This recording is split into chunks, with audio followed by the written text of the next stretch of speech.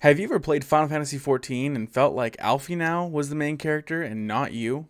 The community talks about it pretty often, but I've never seen another YouTube video talking about it.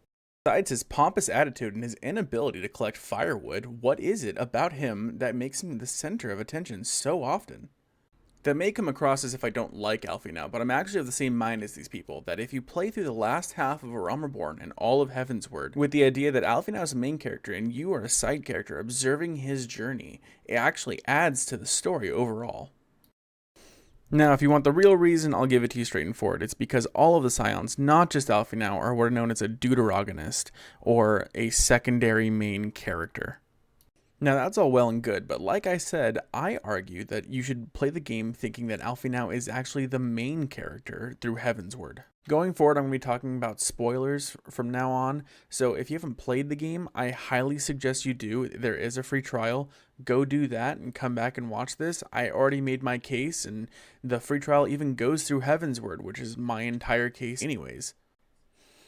So one notable reason why Alfie now comes across more of a main character than any of the other deuteragonists, which are the Scions, generally, is because he goes through what's known as the hero's journey. It's this secular storytelling device that's this hero of rise and fall. A most notable one is essentially Hercules. I'll be going through the hero's journey based on Alfie now's perspective for pretty much the rest of the video, but where we begin is with the founding of the Crystal Braves and his call to adventure of trying to put Eorzea back together.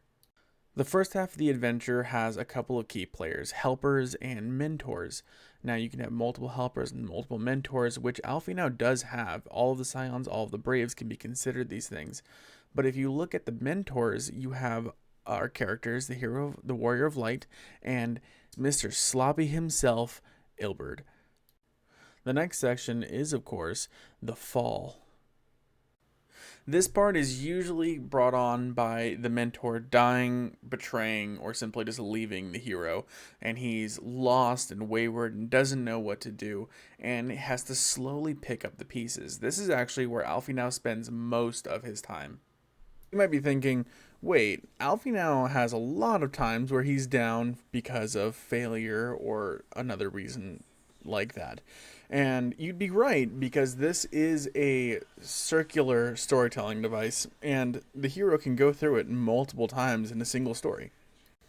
One thing that I think makes Alfie now's story really compelling is the loss of a mentor in Ilberd, but he finding new ones in people like Estinian and Aymeric. During this time, we can really start to see him grow as well as a person and learn to be self-sufficient with his new mentor. With all the rise and falls that he goes through throughout the story, I really feel like his story culminates so perfectly well at the end of the final steps of faith with Estinian.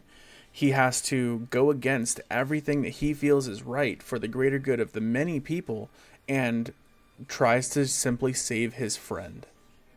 This moment really just captivates you and shows you all of the growth that he's gone through all of the journeys and all of his failures up until this point. And even though it was his mentor that betrayed him from the very beginning with Ilberd, at the end, it's him who saves his mentor. I hope this helped you kind of understand it, put it into some context. And I know I left out a lot. There's a lot in the middle that I didn't touch on, but I wanted to keep this kind of short and sweet. And I really suggest that you go back and replay the game with this mentality just to get a feel for it. If you got this far in the video, thank you very much. It's really appreciated. Please like, subscribe. I'm going to continue to try and post more videos and try to make the quality better as I go. I do have a full-time job that makes it kind of hard to edit, but I do stream on Twitch Thursdays at 6 p.m. and Friday through Sunday at 10 a.m. at Pacific time. But please come join in. We do a lot of Final Fantasy. We're doing some Elden Ring, and I would really appreciate any help that you guys can give so I can keep doing this. It's been a lot of fun so far. Thank you, and you have a great day.